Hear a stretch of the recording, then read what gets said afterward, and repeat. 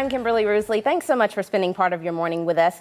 Here's a look at some of your top news stories for today. New for midday, the drainage of Lake Poinsett causing a foul smell and leaving thousands of fish dead. Where police were called within the past 2 hours. Alicia, what can you tell us so far? An Arkansas native is waiting in suspense this morning as her home on the island of St. John sits in the path of Hurricane Maria. Police say that the officer was actually on the passenger side on the running boards and was thrown off, now recovering from a fractured hip. You were on the smaller Ferris wheel. Today we decided to get on the bigger one, and we're enjoying the view. If I can pull out the jackets, put them back up. Yeah, that's a lot. Just looking up some statistics really quickly, 15 to 20% of all pregnancies in the U.S. end in miscarriage. Kimberly Rusley has a story from Little Rock now. Kimberly. Good afternoon to you, Frederica. We've been covering this Little Rock mass shooting all night. This mass shooting just terrifying for everyone, and they are just thankful that they made it out. But the most important piece of information we learned today, 19-year-old Tyler Clay Jackson arrested. We're all focused on Facebook, Twitter, social, hang on, everything. I gotta check my phone just a second. Oh, yeah, and let me take a selfie. Hold on Okay. 1 second. Oh yeah, and we can smell the good food even all the way up here. As you can see, I'm standing right in front of the iconic Welcome to Las Vegas sign where plenty of tourists are here. And keep your eyes open. The Little Rock Police Department needs your help finding a missing woman. Take a look at your screen. On the West Coast, at least 11 people killed as massive wildfires burn through parts of Northern California. An Arkansas family connected to a girlfriend of the Las Vegas gunman says they're getting death threats. Well, that's not food. Those are insects. Yes, but he thinks that could be food for you. Yeah. So you wouldn't try it, Barry? No, what? There's too much good food. Hi, everybody. Welcome into Midday Arkansas. It's Monday, October 9th. I'm meteorologist Barry Brandt. And I'm Kimberly Rusley. We have some developing news going on right now. 2 people found dead in Faulkner County. What the sheriff's office is saying about the investigation coming up. Plus, a war of words between the president and retiring Tennessee Senator Bob Corker. We'll tell you what's being said out in the public. But before we get to those stories, Barry, what's going on weather-wise? I know when I came in, it was about 85. I know, already. Like It's warm, though, way too warm for this time of the year. We should be in the upper 70s for highs. All right, thanks, Barry. Breaking news this morning, a death investigation is underway in Faulkner County. Here's what we know so far. 2 bodies were found off of Highway 89 in the Mayflower area. The sheriff's office cannot confirm with Channel 7 the manner of death, despite reports of it being called a murder-suicide. Channel 7's Matt Marchand is there, and we'll have any developments coming up on Good Afternoon Arkansas. Over the weekend, an Arkansas firefighter shot and killed while responding to a call is honored in the nation's capital. Lieutenant Jason Adams died in January 2016. Speaking with Channel 7 by phone, his mother says the outpouring of love was incredible. Adams' name is also listed on the Arkansas Fallen Firefighter Memorial on state capitol grounds. Today, the investigation into a deadly officer-involved shooting in Little Rock continues. The incident happened outside a club on University Avenue around 4 o'clock Sunday morning. Police tell us an off-duty officer inside the Union Bar was called for backup in the parking lot because of a fight. According to police, a man in his 20s got into a Mercedes, and as he was driving off, 2 officers were injured. That driver then reportedly ran into a brick wall. Chief Kenton Buckner says it's unclear if one or both officers fired. We'll continue to get information on this shooting.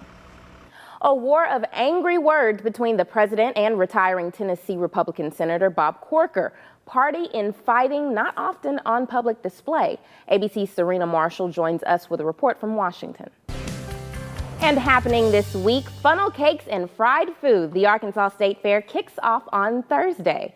Crews will start setting up today, and the fair's 11-day run will feature concerts, rides, and new types of fair food. Plus, here's something convenient. There's a new shuttle parking service this year.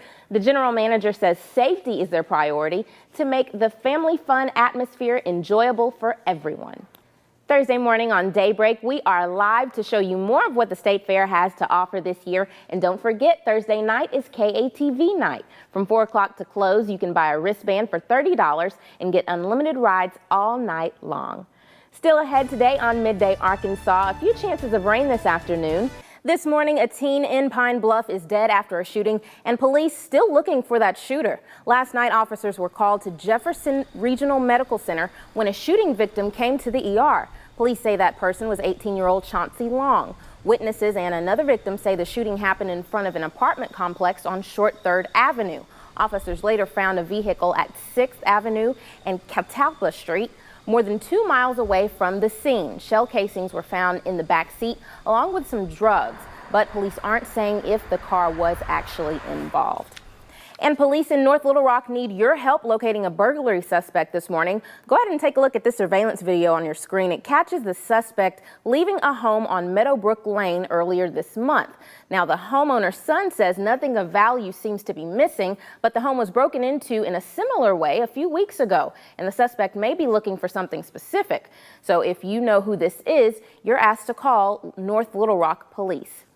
The pregnant Gold Star widow of Sergeant LaDavid Johnson, one of 4 Special Forces officers killed during an ISIS ambush in Niger, says President Trump couldn't remember her husband's name and that his condolence call left her crying and, quote, even worse. She shared that during an exclusive interview on Good Morning America, and the president is responding on Twitter.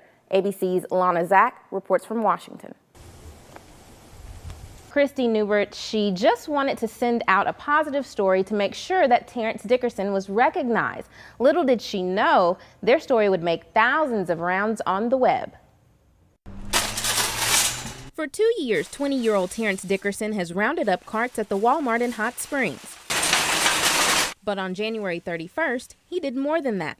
After finishing up her shopping trip, Christy Newbert sat her purse in the cart, unloaded her groceries, then put her cart with the others, forgetting about her purse.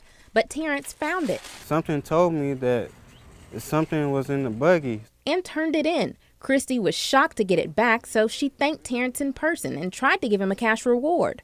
I said, no, I don't want to take it. It's a blessing for me. Then Christy took to Facebook, wanting to share the good deed. And I was just so impressed by his attitude and what he did that I just decided to share it with my friend. We've always known Terrence as a special individual, very humble, very honest, utmost integrity. The post went viral, being shared over 54,000 times. I'm excited that Terrence got some recognition for doing something good, because we tend to just look at all the negative things that are happening everywhere. But if you ask Terrence, it's all in a day's work. It's a blessing.